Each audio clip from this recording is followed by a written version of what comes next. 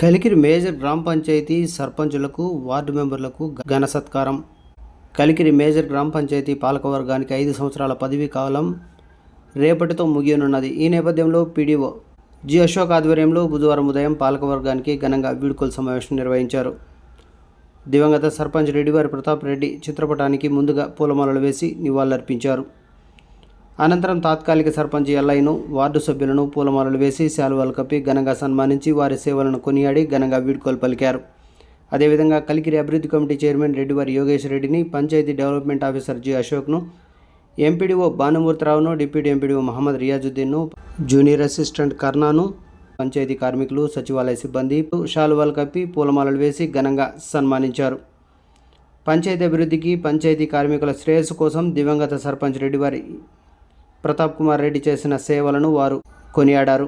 MPDO Bhanumurthirao, deputy MPDO Mohammed Riyazuddin మరియు PDO అశోక్తో పాటు పంచాయతీ సిబ్బంది మాజీ సర్పంచ్ రెడ్డివారి ప్రతాప్ కుమార్ రెడ్డి సేవలను కొనియాడారు.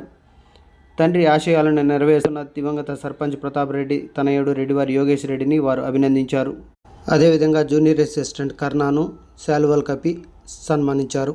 పంచాయతీ డెవలప్మెంట్ ఆఫీసర్ అశోక్ మాట్లాడుతూ పంచాయతీ కార్మికులకు ఈ 5 ఏళ్ల కాలంలో 4 సార్లు జీతాలు పెంచినట్లు తెలిపారు. ఈ కార్యక్రమంలో వార్డు సభ్యులు అల్లాబక్ష్, బసిరూన్, ఖాదర్ బాషా, జూనియర్ అసిస్టెంట్ కర్నా తదితరులు పాల్గొన్నారు.